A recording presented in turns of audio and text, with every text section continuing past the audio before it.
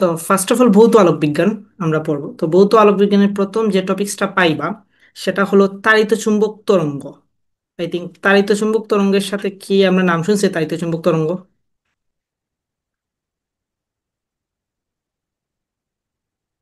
তাড়িত চুম্বক তরঙ্গ নাম শুনছি। কেমিস্ট্রিতে যে শোনা হয়েছিল জি ইলেকট্রনের ভাইয়া, মানে শুনছিলাম। তো কেউ একজন বলো যে তাড়িত চুম্বক তরঙ্গ কাকে বলে।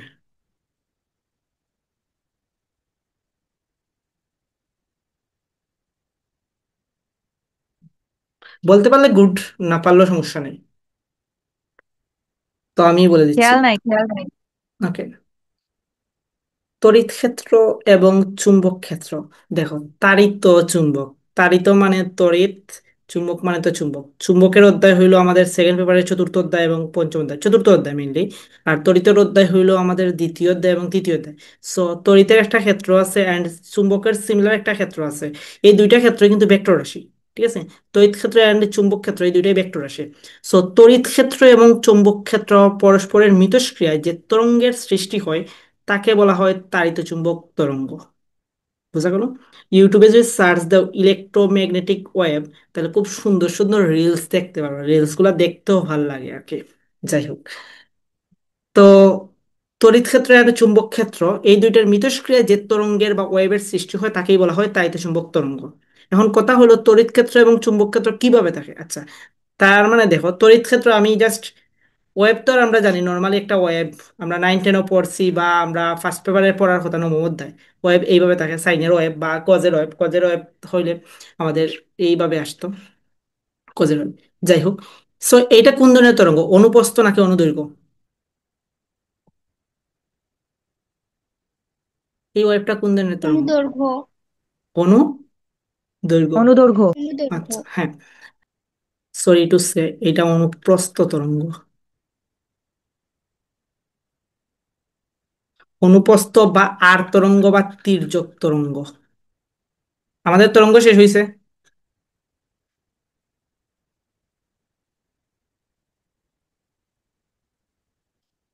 তো তাড়িৎ চুম্বক তরঙ্গের যে তরঙ্গটা সেটা হলো অনুপ্রস্থ তরঙ্গ বা আর তরঙ্গ বা তির্যক তরঙ্গ, অর্থাৎ যে তরঙ্গ মাধ্যমের কোণার সাথে বা মাধ্যমের দিকের সাথে লম্বভাবে যায় সেই তরঙ্গটাকে বলা হয় অনুপ্রস্থ তরঙ্গ। আর আর ও অনুদৈর্ঘ্য তরঙ্গটা হলো সংকুচন এবং প্রসারণের কারণে যে তরঙ্গটা যায় সেটাকে বলা হয় অনুদৈর্ঘ্য তরঙ্গ। দ্যাটস ওয়াই আমাদের যে শব্দের যে তরঙ্গটা। বুঝা গেল?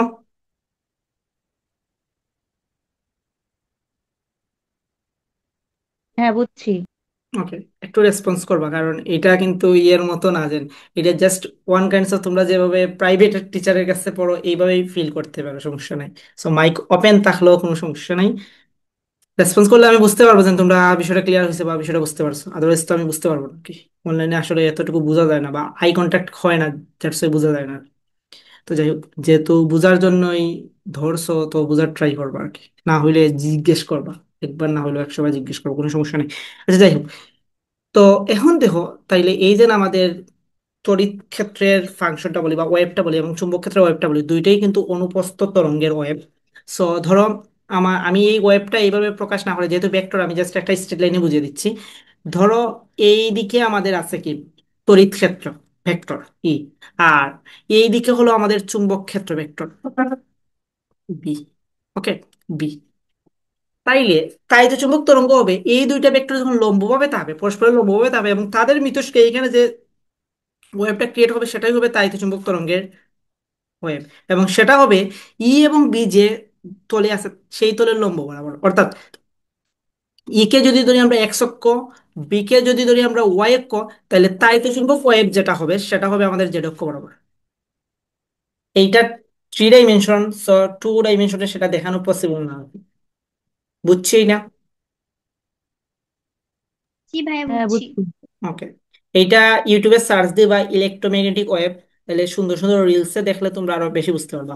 এখানে তাড়িৎ চুম্বক তরঙ্গের ক্ষেত্রে চুম্বক ক্ষেত্র এবং তড়িৎ ক্ষেত্রের মধ্যবর্তী কোণ 90 ডিগ্রি, এবং তাদের ফলে ক্রিয়েট যে তাড়িৎ চুম্বক তরঙ্গটা অর্থাৎ ইলেকট্রোম্যাগনেটিক ওয়েভস, তাদের মধ্যবর্তী কোণ হয় 90 ডিগ্রি। সেটা এমসিকিউর জন্য ইম্পর্টেন্ট।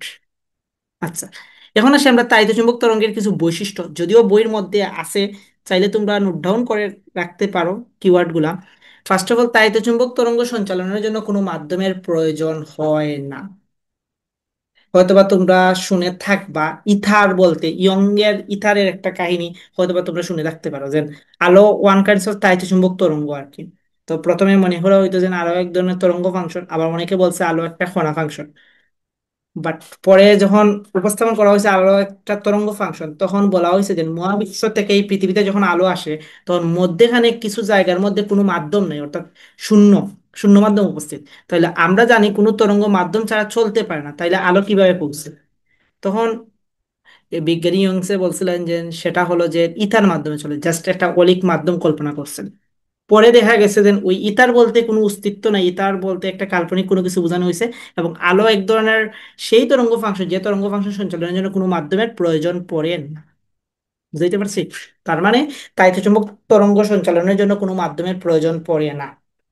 আর আমরা যে তরঙ্গগুলো জানি যেগুলো মাধ্যমের প্রয়োজন পড়ে, সেগুলোকে বলা হয় যান্ত্রিক তরঙ্গ। আচ্ছা, এখন তাড়িৎ চুম্বক তরঙ্গের তড়িৎ ক্ষেত্র এবং চুম্বক ক্ষেত্র উভয়ই সাইন ফাংশন মেনে চলে, অর্থাৎ সাইনের ওয়েভ অনুযায়ী চলে। তড়িৎ ক্ষেত্র এবং চুম্বক ক্ষেত্র এই ওয়েভ অনুযায়ী চলে। আমরা যদি ত্রিকোণমিতি করে থাকি, তাইলে আমরা ত্রিকোণমিতি প্র্যাকটিক্যাল যদি আমরা করে থাকি, তাইলে আমরা জানি যে সাইনের গ্রাফ কিভাবে হয়, কজের গ্রাফ কিভাবে হয়। আশা করি আমরা বুঝতে পারছি এটা যে সাইনের গ্রাফ আর এটা যে কজের গ্রাফ। কারণ সাইনের গ্রাফ তোমার মূল বিন্দু থেকে স্টার্ট হয়, এবং কজের গ্রাফ মূল বিন্দু নেয় ওয়ান, স্টার্টিং পয়েন্ট ওয়ান থেকে শুরু হয় ওয়াই এক্সিসে। দেন হ্যাঁ ভাইয়া জানি। শূন্যস্থানে তাড়িৎ চুম্বক তরঙ্গ, আলো, তাড়িৎ চুম্বক তরঙ্গের দ্রুতি এবং আলোর দ্রুতি সেম, অর্থাৎ 3 × 10⁸ এম এস ইনভার্স ওয়ান শূন্যস্থানে। বা বায়ু মাধ্যমে বলতে পারো, বায়ু মাধ্যমে হইলে তোমার বায়ু মাধ্যমে আলোর বেগ কত, 2.99 × 10⁸ তো বায়ু মাধ্যমেও বলতে পারো বা শূন্যস্থানেও বলতে পারো। আলোর দ্রুতি এবং তাড়িৎ চুম্বক তরঙ্গের দ্রুতি সেম।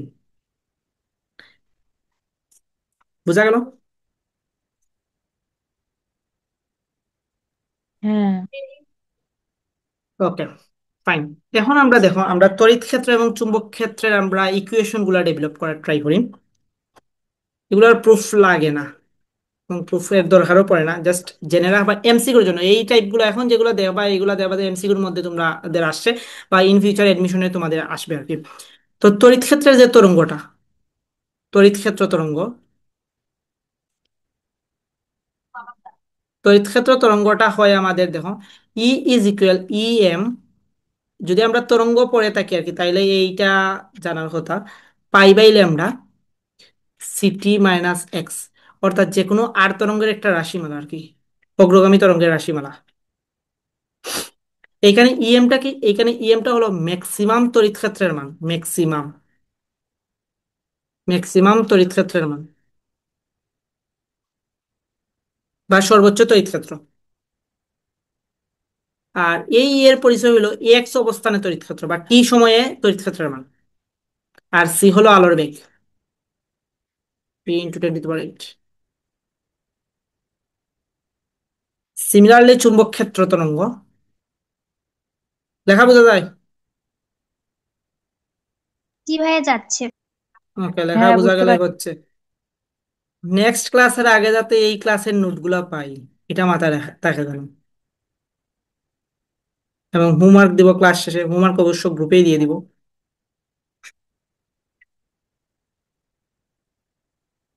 সেম, এটা হলো নোট বি হল। বলতে এখন যেটা করতেছি সেটা ফ্রেশ করে লিখে দিব?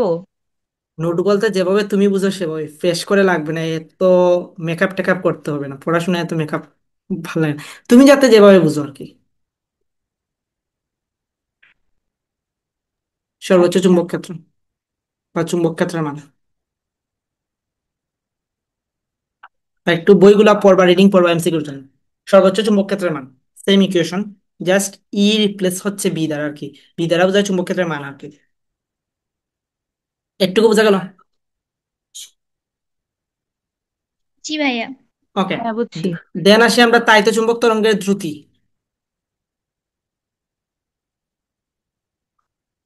চুম্বকের দ্রুতি, তো তাইতো চুম্বক তরঙ্গের দ্রুতি বা চুম্বকের দ্রুতি সি দ্বারা প্রকাশ করা হয়। সি হইল আমাদের E/B এর রেশিও, অর্থাৎ তড়িৎ ক্ষেত্রের মান এবং চুম্বক ক্ষেত্রের মানের রেশিও, বা তুমি সর্বোচ্চ মানের রেশিওটা নিতে পারো, EM বাই হইল BM। ই আর বি কি, এই জানি এইটা হলো আমাদের বি, আর একটু আগে আমরা দেখছিলাম ই, এই হলো আমাদের ই। আর ইএম আর বিএম কি, ইএম আর বিএম হলো সর্বোচ্চ তড়িৎ ক্ষেত্রের মান এবং সর্বোচ্চ চুম্বক ক্ষেত্রের মানের অনুপাত।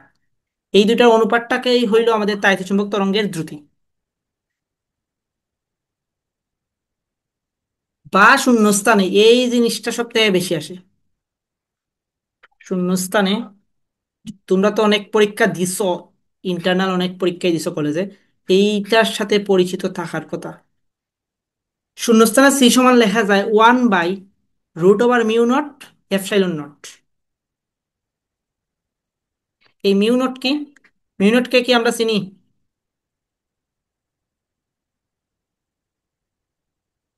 শূন্যস্থানে চুম্বক প্রবেশসত্তা,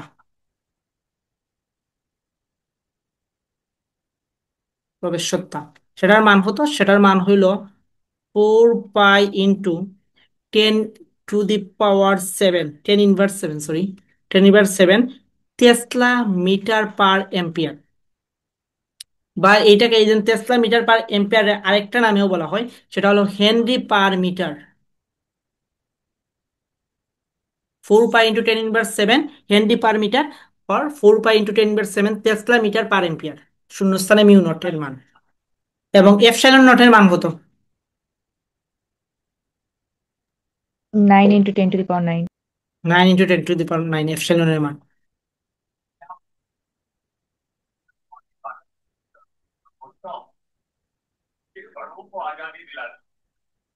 নেক্সট জন বলো, এপসাইলনের মান কত?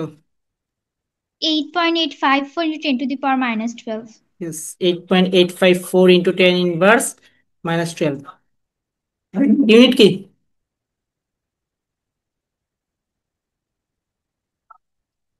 মানতে বুঝলাম, এখন বলো ইউনিট কি?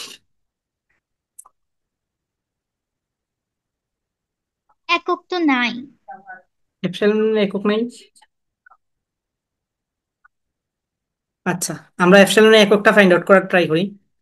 আমরা নিশ্চয়ই এই সূত্রের সাথে পরিচিত, 1/4 pi epsilon naught Q1 square by হলো R1 স্কোয়ার। এই সূত্রটা কি আমরা দেখছি কোথাও?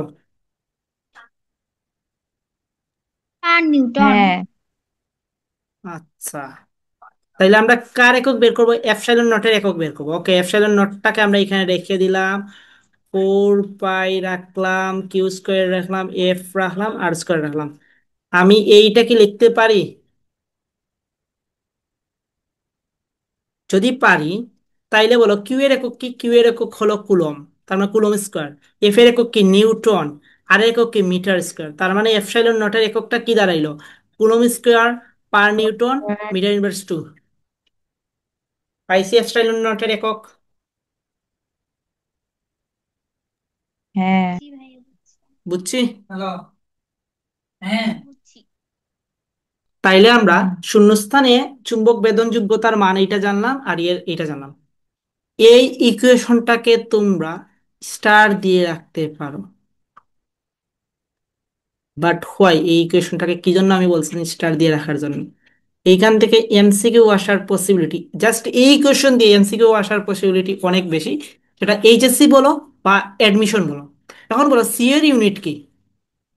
SI unit metre per second. যেহেতু সি কি আমাদের দ্রুতি বা বেগ যাই বলো না এখানে, এসআই ইউনিট এত, বুঝলাম। এবং তার মাত্রা কি? ঠিক আছে না?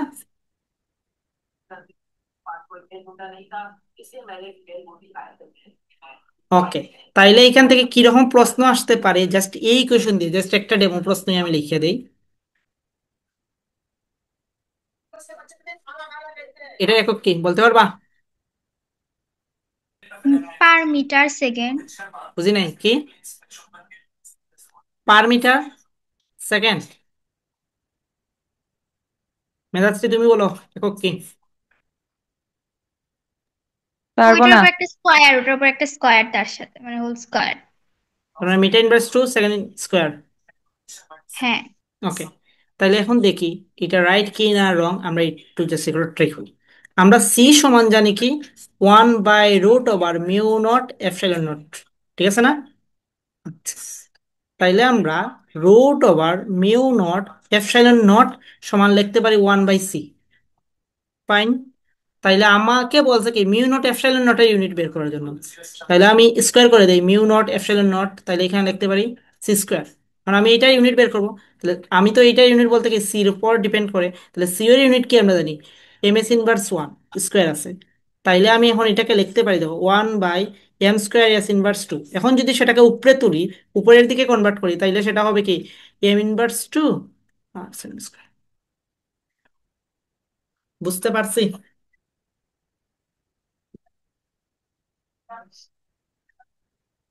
মেজাজ রে, এটা কি বুঝতে পারছি আমরা? হ্যাঁ, বুঝছি। সো এইভাবে দিতে পারে আর কি প্রশ্নগুলা, যে মিউ নট এপসাইলন নটের একক কি বা মাত্রা কি। মাত্রা দিলে পারবো না, মাত্রা হবে কি তাইলে এইটার L−2 T²। L−2 T²। T²। তো এই জন্যই আমি বলছিলাম যে এই ইকুয়েশনটা ইম্পর্টেন্ট, এখান থেকে একক বা মাত্রা রিলেটেড প্রশ্ন এইচএসসি অ্যান্ড এডমিশন দুইটা জায়গাতেই এসে থাকে। ওকে, এখন আমরা আরেকটু সামনে আগাই, সেটা হলো পয়েন্টিং ভেক্টর। এইটা অনেকবার তোমাদের এইচএসসি তে আসছে। পয়েন্টিং ভেক্টর জাস্ট জ্ঞানমূলকে, পয়েন্টিং ভেক্টর কাকে বলে? পয়েন্টিং ভেক্টর তো তড়িৎ কোনো তাড়িৎ তরঙ্গের গতিপথের সাথে, আচ্ছা এটা আমি লিখে দিই, যদিও বইতে আছে তবুও আমি আমার মতো করে লিখে দিই আর কি। কোনো তাড়িৎ তরঙ্গের, তাইলে পয়েন্টিং ভেক্টরকে এস দ্বারা ডিনোটেট করা হয়। এস লেখা হয় 1/μ0 E×B ইউনিট। ইউনিট হইল মিটার ইনভার্স 2। ওকে, তাহলে দেখো পয়েন্টিং ভেক্টর কাকে বলে, যে কোনো তরঙ্গের গতিপথের সাথে, একটা তরঙ্গ তার যে গতিপথটা আছে এই গতিপথের সাথে লম্ব একক ক্ষেত্রফলের মধ্য দিয়ে, গতিপথের লম্ব বরাবর একটা একক ক্ষেত্রফল কল্পনা করবা, তার মধ্য দিয়ে একক সময় যে পরিমাণ শক্তি সঞ্চালিত হয় ওই শক্তির মান ও তার প্রবাহের দিককে একত্রে পয়েন্টিং ভেক্টর বলে। তো এইটার ইকুয়েশন এইভাবে লেখা হয়, বা এটাকে তুমি চাইলে অন্যভাবে লিখতে পারো। ধরো একটা তরঙ্গ এইভাবে ফ্লো হচ্ছে, ওকে, তার মানে তার লম্ব বরাবর তুমি একটা এরিয়া কল্পনা করছো। এখন এখানের মধ্যে দিয়ে ধরো ই পরিমাণ শক্তি কনভার্ট হয়েছে। এখন ধরো তোমাকে কি বলছে, একক সময়ে টি সময়ে ধরো ই পরিমাণ শক্তি কনভার্ট হয়েছে এ ক্ষেত্রফলের মধ্য দিয়ে। তাহলে পয়েন্টিং ভেক্টর এস সমান, তাহলে তুমি কি বলতে পারো, ই বাই হইল এ টি। আরেকবার একটু বুঝান প্লিজ। তাইলে দেখো কি বলছে, দেখো কোন তরঙ্গের গতিপথের সাথে, তাইলে আমরা একটা তরঙ্গ ধরছি এইটা, তার গতিপথের সাথে লম্বভাবে লম্ব একক মানে একটা ক্ষেত্রফল আমরা কল্পনা করছি যার ক্ষেত্রফল ধরলাম আমরা এ। ওকে, আচ্ছা গেল, এর মধ্য দিয়ে একক সময় তো আমরা ধরলাম টি সময় ই পরিমাণ শক্তি গেছে। এখন প্রশ্নে বলছে কি একক ক্ষেত্রফলের মধ্য দিয়ে একক সময়ে যে পরিমাণ শক্তি যায়, তাহলে কোনো কিছু যদি একক বলে তাইলে সেটা ডিভাইডেড হয়ে যায়। ফিজিক্সে আমরা করছি একক সময়ে দূরত্ব, একক সময়ে হ্যান ত্যান এগুলা। তাহলে একক ক্ষেত্রফল বলছে, আচ্ছা এটাকে যদি আমরা ঐকিক নিয়মেই তোমাদের বুঝিয়ে দিই, তাহলে এইখানের মধ্যে কি করছে, এ ক্ষেত্রফলের মধ্য দিয়ে টি সময়ে ই পরিমাণ শক্তি পাস হইছে। তাইলে ধরো এ ক্ষেত্রফলের মধ্য দিয়ে 1 সেকেন্ডে কি পরিমাণ শক্তি পাস হইবে, ই/টি। এখন ধরো একক ক্ষেত্রফলের মধ্য দিয়ে একক সেকেন্ডে কি পরিমাণ শক্তি পাস হবে, এই শক্তিটা পাস হবে। এবং একক ক্ষেত্রফলের মধ্য দিয়ে একক সময়ে যে পরিমাণ শক্তিটা পাস হয় সেটাকেই বলা হয়েছে পয়েন্টিং ভেক্টর। তার মানে পয়েন্টিং ভেক্টর ই সমান আমরা কি লিখতে পারি, পয়েন্টিং ভেক্টর এস সমান আমরা লিখতে পারি ই/এ × টি। বোঝা গেল? বুঝছি। দুইজনেই কি এবার বুঝছি এটা? বুঝছি। ওকে, তাইলে দেখো বা এইটাকে তুমি চাইলেই দেখো ই/টি, অর্থাৎ শক্তি বাই সময় সমান আমরা কি জানি, পাওয়ার না? তাহলে পি/এ লেখা যায়, এটা দ্বারা বোঝায় পাওয়ার কিন্তু। এজন্যই পয়েন্টিং ভেক্টরের একক হইছে ওয়াট/মিটার স্কয়ার। বোঝা গেল? সো নিচে যেটা লিখছি সেটা হলো আমাদের যে ডেফিনেশন দেওয়া আছে, সেই ডেফিনেশন অনুযায়ী আমার এই ইকুয়েশনটা দাঁড় করানো পসিবল হয়েছে। আর নর্মালি আমরা পয়েন্টিং ভেক্টরটাকে এই যে এইখানে ভৌত আলোক বিজ্ঞানে পয়েন্টিং ভেক্টরটাকে এইভাবে ডিনোটেট করা হয় আর কি। অর্থাৎ চুম্বক ক্ষেত্র, সরি, তড়িৎ ক্ষেত্র এবং চুম্বক ক্ষেত্রের ভেক্টর প্রোডাক্টটাই হলো আমাদের পয়েন্টিং ভেক্টর। অ্যাকচুয়ালি এইটা দ্বারা কোনো কিছুই করা হয় না, এই পয়েন্টিং ভেক্টর দ্বারা কি করা হয় জানো, তাড়িৎ চুম্বক তরঙ্গের দিকটা নির্দেশ করে, অর্থাৎ পয়েন্টিং ভেক্টরের দিক যেদিকে হয় তাড়িৎ চুম্বক তরঙ্গের দিকও সেম দিকেই হয়। বোঝা গেল? হ্যাঁ। এটা নিয়ে কি কোনো ডাউট আছে কারো?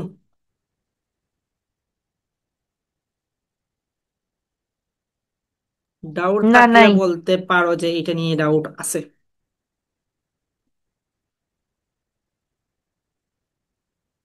ওকে, যদি ডাউট না থাকে তাহলে আমরা একটা ম্যাথ লিখি, ইকুয়েশন লিখি।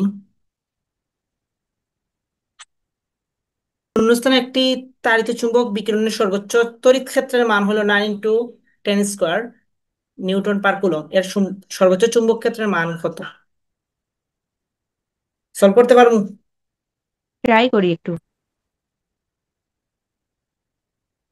মেহজাবিন পারবো? হ্যাঁ, একবার ট্রাই করি। ওকে, তোমাদের সর্বোচ্চ টাইম 2 মিনিট। ভাই আমি পারবো না।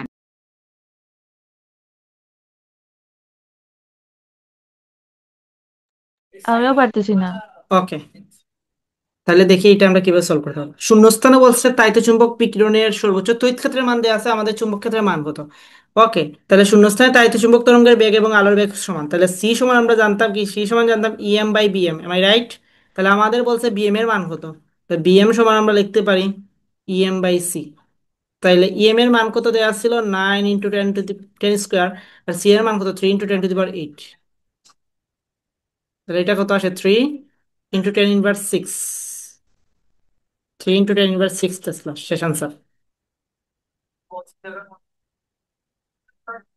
বুঝছি।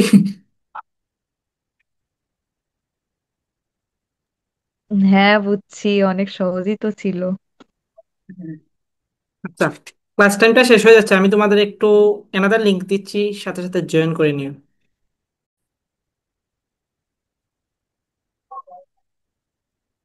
ওকে, তাইলে এই ম্যাথটা সহজই ছিল, তো পারা যাবে না এই টাইপের ম্যাথ আসলে? হ্যাঁ, পারবো। Okay.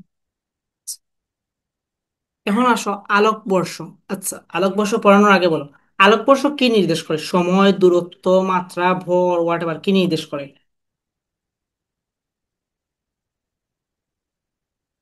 Any idea? সময়। আলোকবর্ষ সময় নির্দেশ করে।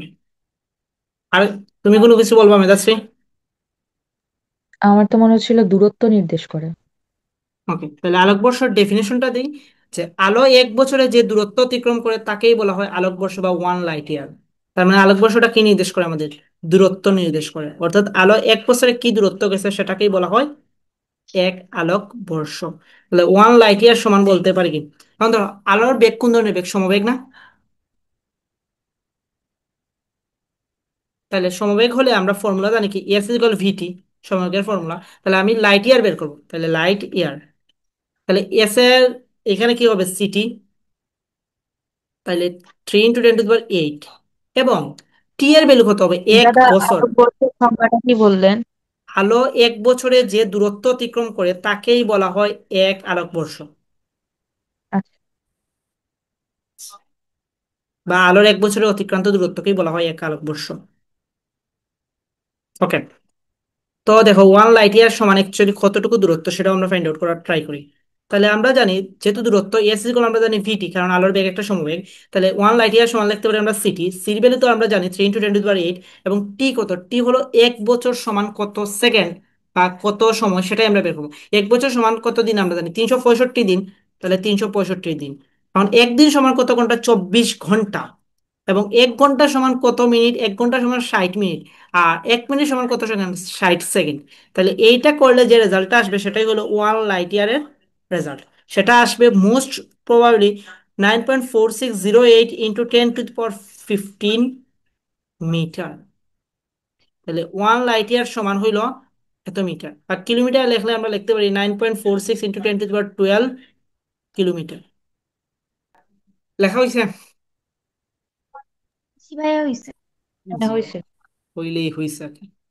আমার কথা বোঝা যায়, আমার মধ্যে কিন্তু সিলেটি টোন চলে আসে আর কি। অরিজিন তো সিলেট, সো সিলেটি টোন ছিল। ওকে, এখন তোমাদের কিছু পড়ালেখার টাস্ক দেই। সেটা হলো যে তোমরা কেমিস্ট্রির মধ্যে পড়ছো গুণগত রসায়ন, সেখানে তাইতে চুম্বক বর্ণালীর কিছু টপিকস ছিল না? যে তাইতে চুম্বক বর্ণালীর 7 ধরনের, radio wave, microwave, infrared, visible, এইগুলা এইখানের মধ্যেও আছে। সো এইগুলো আর আমি পড়াবো না আর কি, রিডিং পড়াশোনা যেগুলো আর কি। বুঝাইতে পারছি? সো আমি আচ্ছা। এই জি রিডিং ভাইয়া। টপিকসটা আমি স্কিপ করে চলে যাচ্ছি। সো এখান থেকে এই যে কেমিস্ট্রির মধ্যে যেরকম আসতো, কার বেদন যোগ্যতা বেশি, এমসিকিউর জন্য আর কি, কার বেদন যোগ্যতা বেশি, কার শক্তি বেশি, হেন তেন যেগুলো আসতো আর কি এমসিকিউর ক্ষেত্রে, কেমিস্ট্রি যে কথা বলা বলছিলেন তোমাদের কেমিস্ট্রি স্যাররা, সিমিলার কথাই আর কি। সো ওইগুলো একটু নিজ দায়িত্ব দেখে নিবা, এটা বইয়ের মধ্যেও পাই। বুঝা গেল?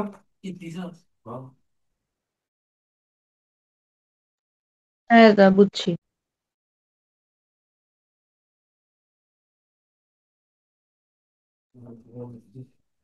ওকে, এখন আমরা এই অধ্যায়ের পড়াশোনাতে ঢুকবো। এ যাবৎকাল আমরা এই অধ্যায়ের পড়াশোনাতে ছিলাম না, এখন আমরা এই অধ্যায়ের পড়াশোনার মধ্যে ঢুকবো আর কি। অর্থাৎ ভৌত আলোক বিজ্ঞানে আমরা ভৌত আলোক বিজ্ঞান সম্পর্কে জানার ট্রাই করবো।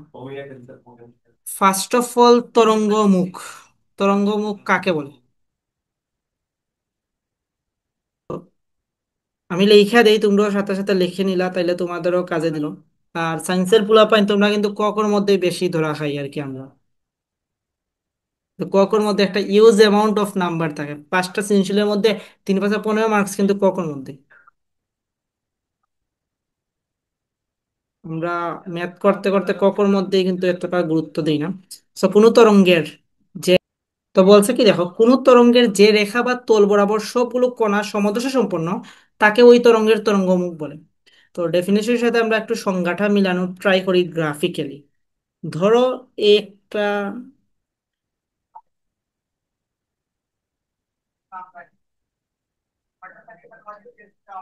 তো কোন কোন পয়েন্ট দেখো, এইটা যদি আমরা সর্বোচ্চ পাদবিন্দু শীর্ষবিন্দু নেই, তাইলে এইটার শীর্ষবিন্দু এইখানে, এই শীর্ষবিন্দু, এই 3টা শীর্ষবিন্দুই কিন্তু সমদশা সম্পন্ন।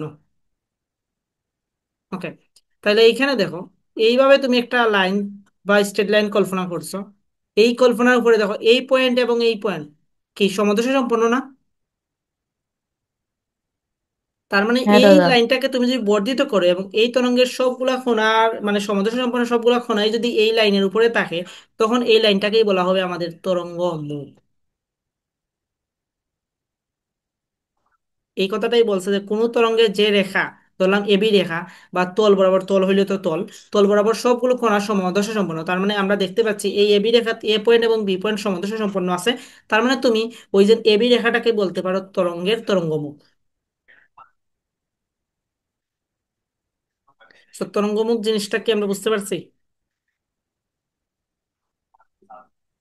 জি ভাইয়া। হ্যাঁ, ওকে, বুঝছি। ফাইন। এখন দেখো, হাইগেন্সের একটা নীতি আছে বা হাইগেন্সের প্রিন্সিপাল আছে। বইয়ের মধ্যে আবরা জাবরা করে এত বড় বড় চিত্র টিত্র দিয়ে দিছে। সো এগুলো একটু রিডিং করে নিবা, আমি জাস্ট নীতিটাই বলে দিই আর কি। নীতিটা বলে না, নীতিটা লিখিয়ে দিই, বললে বুঝবা না, মাথার উপর দিয়ে যাইব। তোমরাও চাইলে সাথে সাথে লিখে রাখতে পারো।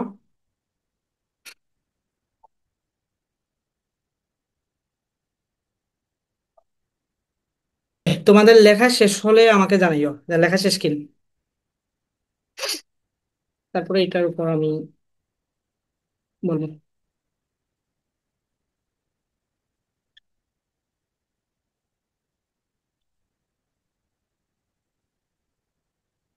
আমার হয়েছে দাদা। এর শেষ, মেজামিনের শেষ। হ্যাঁ, শেষ হয়েছে।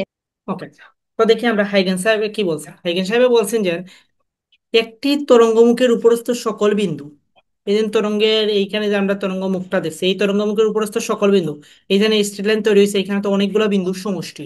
তাহলে এখানে বলছে কি তরঙ্গমুখের উপরস্থ সকল বিন্দু এক একটি বিন্দু উৎস হিসেবে গণ্য হবে। উৎস বলতে কি, যেখান থেকে ধরো আলো ক্রিয়েট হয়, যেমন আমরা দিনের বেলা আলো কই থেকে পাই, সূর্য থেকে পাই, তাহলে সূর্য আমরা বলতে পারি আলোর সোর্স।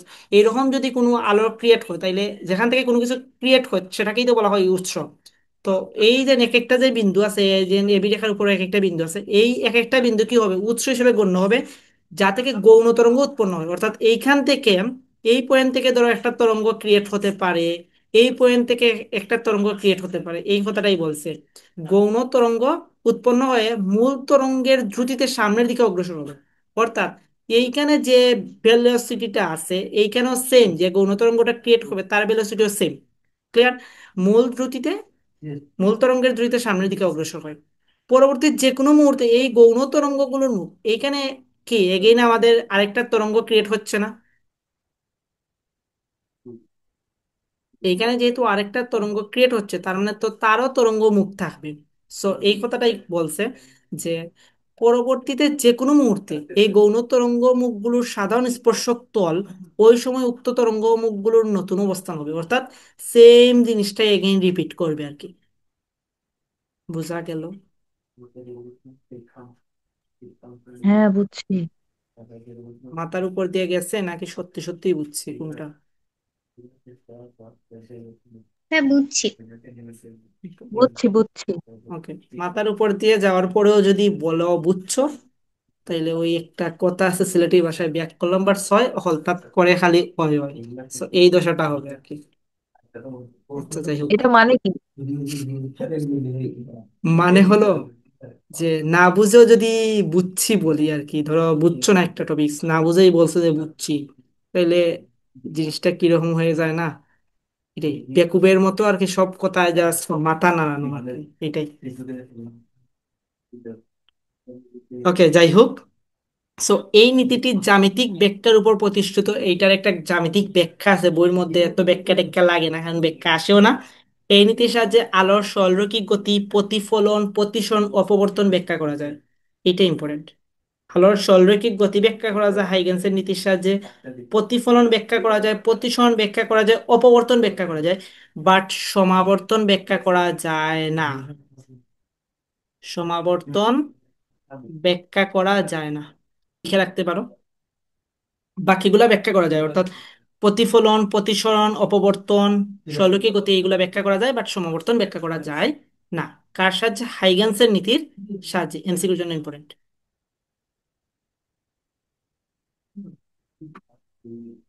আমার বইয়ে তো লেখা আছে আলোক তড়িৎ ক্রিয়াও ব্যাখ্যা করা যায় না। আচ্ছা, আলো তড়িৎ ক্রিয়া এইটা ফটো ইলেকট্রিক ইফেক্টে আছে, সো এইটা আর লাগবে না, বাট সমাবর্তন ব্যাখ্যা করা যায় না, এটা মাথায় রাখো, এমসিকিউর মধ্যে আসবে।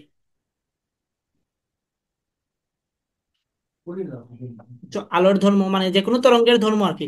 তরঙ্গের প্রতিফলন ঘটে, প্রতিসরণ ঘটে, অপবর্তন ঘটে। বুঝাইতে পারলাম? অপবর্তন আর সমবর্তন কিন্তু বুঝি না। অপবর্তনও বুঝো না, সমবর্তনও বুঝো না, এই অধ্যায়ে বুঝবা, সমস্যা নেই। প্রতিফলন, প্রতিসরণ তো বুঝো না, এটাও বুঝো না? হ্যাঁ হ্যাঁ, ওটা বুঝি। আচ্ছা, এই অধ্যায়ে কিন্তু অপবর্তন, প্রতিফলন, সরি সমাবর্তন, ব্যতিচার, যদিও আজকে ব্যতিচার এইগুলা ধরবো না আর কি। আজকে বলা যায় যে এই অধ্যায়ের ইন্ট্রোডাকশন ক্লাস বা বেসিক যে ম্যাথ গুলো আছে এইগুলা। এটা নিয়ে আর কোনো কোয়েশ্চন আছে? না। না ওকে, না, না, কোয়েশ্চেন নেই। না থাকলে এখন লেখো সুসংগত উৎস। ওকে, এখন আমরা চিনবো যে দুইটা সুসংগত উৎস কাকে বলে।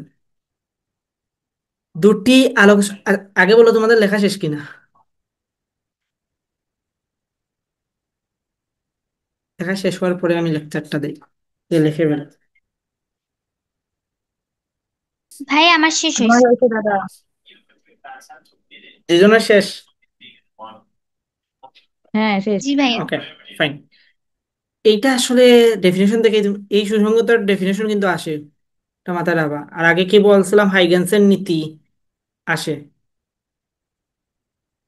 ওকে, আসে বলতে ক মার্কসে আসে, 1 মার্কের প্রশ্ন। আচ্ছা, তো সুসংগত উৎসের ডেফিনেশনটা কি বলছে দেখো। দুইটা আলোক উৎস, ফাইন।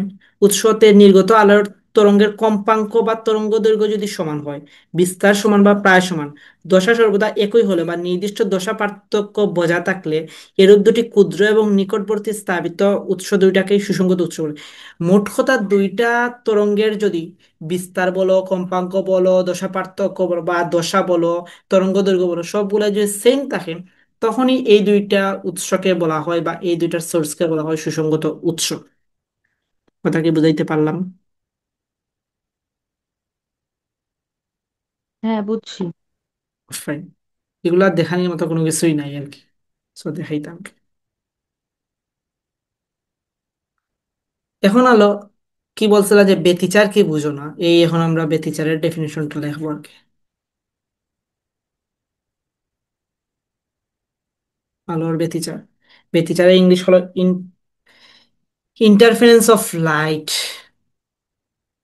ইন্টারফারেন্স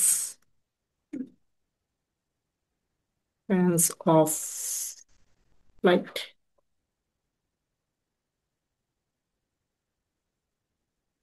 ওকে। তো বেতিচার কখন ঘটে? পাশাপাশি অবস্থিত, ডেফিনেশনটা লিখে ফেলি তাইলে তোমাদেরও সুবিধা হবে, আমারও সুবিধা হবে তোমাদের বুঝাইতে। ওকে। সো দেখো আলোর ব্যতিচারের ডেফিনেশনটা কি? পাশাপাশি অবস্থিত দুটি সুসংগত উৎস। দুটো সুসংগত উৎস কি, দুইটা উৎসই, বাট তাদের ধর্ম বা বৈশিষ্ট্য সবগুলোই সেম, অর্থাৎ একটা তরঙ্গের যে ধর্মগুলো থাকে আর কি।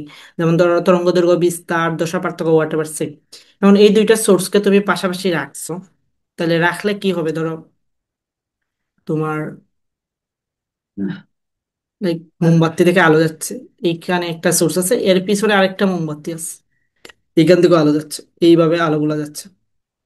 সো একটা আরেকটার উপর উপরিপাতন যখন করবে, উপরিপাতনের ফলে পর্যায়ক্রমে উজ্জ্বল এবং অন্ধকার অবস্থার সৃষ্টি হবে। উপরিপাতন বলতে কি, কখন উজ্জ্বল হবে? যখন ধরো একটা সোর্স এইভাবে যাচ্ছে, পিছন থেকে ধরো রেড কালার আমি আরেকটা দিলাম, ধরো যখন তাদের দশা, এই দুইটা যে কালার দিছি, এই দুইটা কালারের দশা যখন সেম হবে, যখন তারা সমদশায় মিলিত হবে, তখন তারা উজ্জ্বল আলো দিবে। ওকে। আর যখন ধরো একটার দশা হলো এই দিকে, আর একটার দশা হলো উল্টা দিকে, অর্থাৎ বিপরীত দশা যখন মিলিত হবে, তখন তারা অন্ধকার আলোর সৃষ্টি করবে। তো এইভাবে যখন উপরিপাতনের ফলে পর্যায়ক্রমে উজ্জ্বল এবং অন্ধকার অবস্থার সৃষ্টি হবে, এই ঘটনাটাকেই বলা হয় অ্যাকচুয়ালি আলোর ব্যতিচার। আরো বলে দেই, আলোর ব্যতিচার তোমরা কোন জায়গায় দেখছো? আমরা মিউজিকের ক্ষেত্রে দেখি না, বিট ওঠানামা করে, কখনো বিট লাইট জ্বলে, কখনো লাইট অফ হয়ে যায়। সো মিউজিকের ক্ষেত্রে যে বিটগুলা দেখি, এইগুলা হলো কিন্তু আলোর ব্যতিচারের ফল। সো এই যে ব্যতিচার, সেটা দিচ্ছেন ইয়ং সাহেব, ইয়ং এর দিচির পরীক্ষার মাধ্যমে এই ব্যতিচারটা ব্যাখ্যা করেন আর কি, সর্বপ্রথম ব্যতিচার দেখান। দিচির মানে হলো দুইটা ছিদ্র, ঠিক আছে, দুইটা ছিদ্র দিয়ে এই পরীক্ষাটা করছিলেন। ব্যতিচার আলোর তরঙ্গ তত্ত্বের বৈধতা দেয়। আর ব্যতিচারের উৎসদয়কে অবশ্যই সুসংগত হতে হবে। আর যখন তারা সমদশায় মিলিত হবে, তখন সেটা হবে উজ্জ্বল বা গঠনমূলক ব্যতিচার, আর বিপরীত দশায় মিলিত হলে সেটা হবে অন্ধকার বা ধ্বংসাত্মক ব্যতিচার। বুঝা গেল?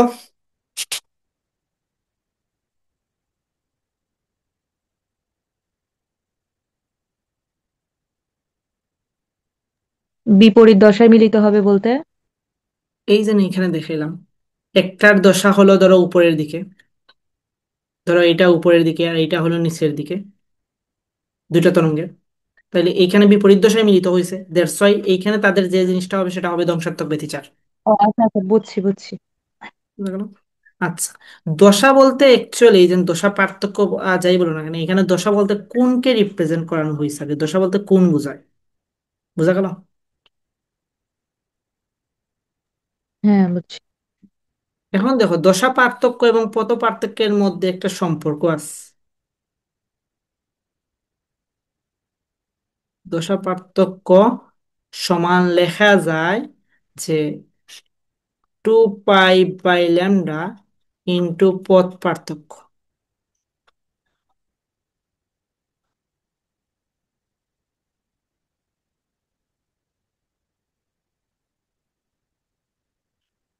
দিস ইজ ভেরি ইম্পর্টেন্ট একটা ইকুয়েশন ফর এমসিকিউ, স্পেশালি অ্যাডমিশনের ক্ষেত্রে। তোমাকে দিয়ে দিবে দশা পার্থক্য, বলবে পথ পার্থক্য বের করো, ল্যামডা দিয়ে হবে। বা তোমাকে দিয়ে দিবে পথ পার্থক্য, বলবে দশা পার্থক্য বের করো, ল্যামডা দিয়ে দিতে হবে। এমসিকিউতে কোনো ইউনিভার্সিটি নাই যে এই প্রশ্নটা আসে না। ম্যাক্সিমাম ইউনিভার্সিটির একটা প্রশ্ন এখান থেকে থাকে।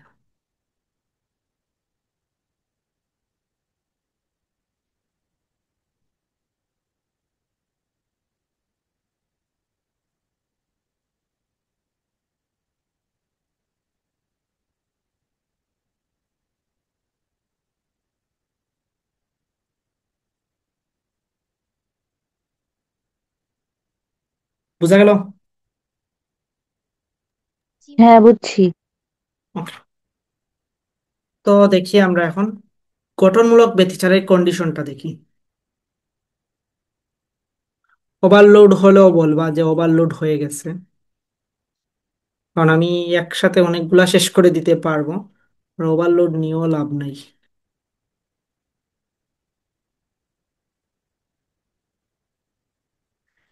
যখন দুটি মানে তরঙ্গ উৎস সমদশায় মিলিত হয় তখনই সেটা গঠনমূলক ব্যতিচার দেখায়।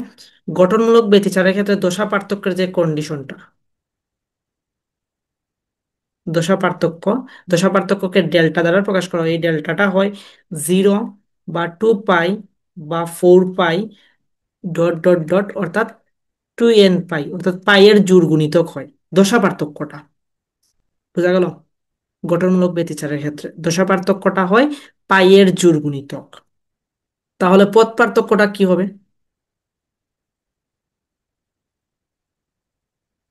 পথ পার্থক্যটা, পথ পার্থক্যকে এক্স দ্বারা রিপ্রেজেন্ট করা হয়। তাহলে এক্স হবে 0, lambda, 2 lambda, 3 lambda, dot dot dot, n lambda. এখানে এন কি যে কোনো পূর্ণ সংখ্যা, আর ল্যামডা কি তরঙ্গ দৈর্ঘ্য। এখন তাইলে বলতে পারো যে দশা পার্থক্য এইটা হইলে আমাদের পথ পার্থক্য এইটা কিভাবে হয়, এই ইকুয়েশন থেকে চলে আসছে।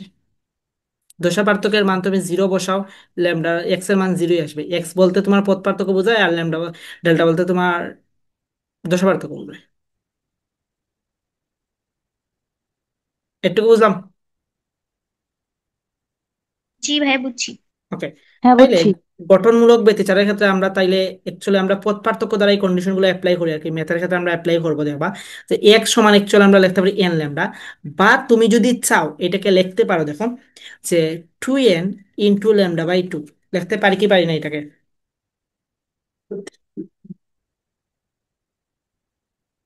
লিখতে পারি। হ্যাঁ, পারি। লেখা যাবে। ইয়েস, এন যদি আমাদের যে কোনো পূর্ণ সংখ্যা হয় তাহলে 2n হবে একটা জোড় সংখ্যা। তার মানে আমরা বলতে পারি যে গঠনমূলক ব্যতিচার হবে যদি λ/2n, অর্থাৎ পথ পার্থক্যটা যদি λ/2 এর জোড় গুণিতক হয়। λ/2 এর জোড় গুণিতক হলেই কি হবে? গঠনমূলক ব্যতিচার হবে। গুণিতক হলে গঠনমূলক ব্যতিচার।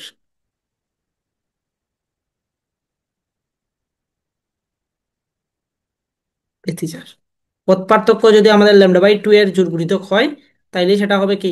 গঠনমূলক ব্যতিচার। এই কন্ডিশনটা কিন্তু লাগে এখানে। গঠনমূলক ব্যতিচার হইছে নাকি তোমার ধ্বংসাত্মক ব্যতিচার হইছে সেটা ফাইন্ড আউট করার ক্ষেত্রে। এটা কি বুঝতে কোনো অসুবিধা আছে? না। ওকে, তাহারও কথা নাই।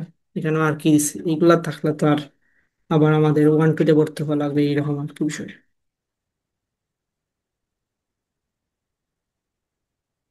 আসলে এটা মনে হইতে পারে যে ভাই কি লিখে দেয়, হাবি যাবে হাবি যাবে হাবি যাবে। ম্যাথ যখন দিব তখন বুঝতে পারবো যে হাবি যাবে হাবি যাবে, যদিও আজকে ম্যাথ দেখাবো না। ওকে, এখন ধ্বংসাত্মক ব্যতিচারের ক্ষেত্রে আমাদের ডেল্টাটা হয় পাই, 3 পাই, 5 পাই, 7 পাই ডট ডট ডট, এরকম 2n+1 পাই। এবং পথ পার্থক্যটা হয় এক্সটা হবে তাইলে λ/2, দেন হইলো 3 λ/2, দেন হইলো 5 λ/2, এইভাবে ডট ডট ডট 2n+1 λ/2। অর্থাৎ ধ্বংসাত্মক ব্যতিচারের ক্ষেত্রে পথ পার্থক্য হয় λ/2 এর বেজির গুণিতক। বোঝা গেল?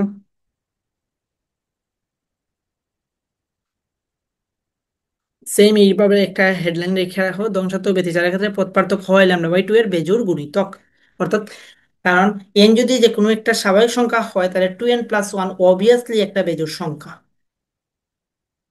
আর কোনো একটা জোড় সংখ্যার সাথে এক যোগ করলে সেটা বেজোড় সংখ্যা হয়।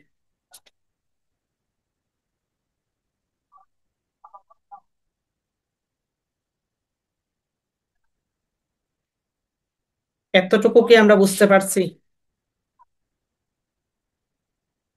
জি ভাইয়া, পারছি। ওকে, হ্যাঁ,